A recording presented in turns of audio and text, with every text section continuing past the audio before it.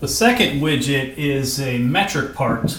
So we're going to have to learn how to set up a metric part. And as you can see, it's going to be a combination of, well, mostly subtractive modeling will be the easiest to do that. But the big thing is to build this as a metric part. So instead of just doing a standard part, what I'm going to need to do is go new from templates. And when I get into the templates, there's an option for standard, or I can select from the templates the metric tab, and I want a standard millimeter part then.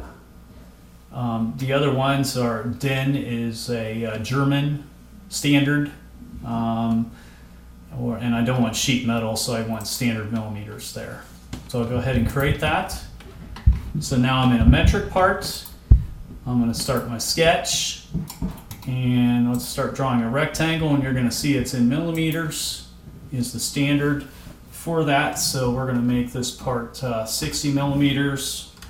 Hitting the tab key gets me to the other dialog box, 60 by 40. And that was drawing the part from the front.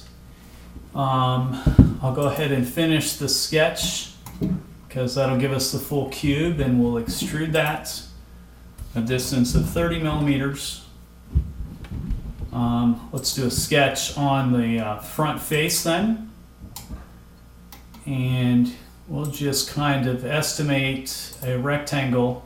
Now when you're doing that, you want to be sure that you don't accidentally select like a midpoint or something that's on the side.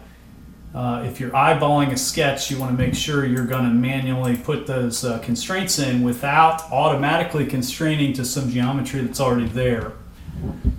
And then the height of that is 15 millimeters. This is the part we're going to cut out. It is a total of 10 millimeters from the left side of the part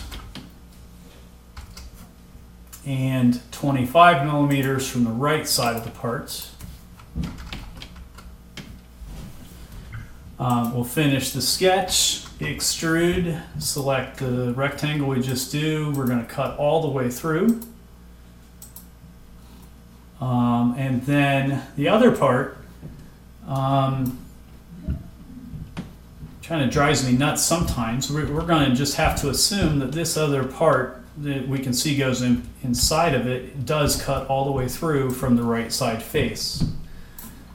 And math teachers don't really like that, because math teachers don't like to make assumptions. In drawings, we can make assumptions. So we're going to go ahead and select and draw another rectangle.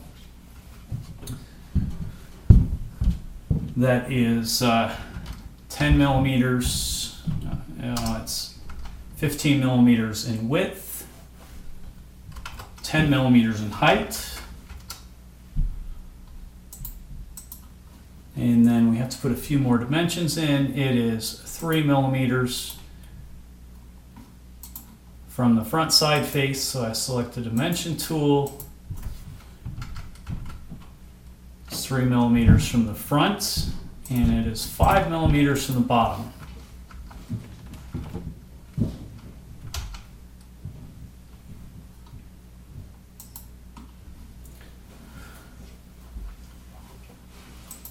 We'll finish the sketch, go ahead and do a cut extrude to cut all the way through.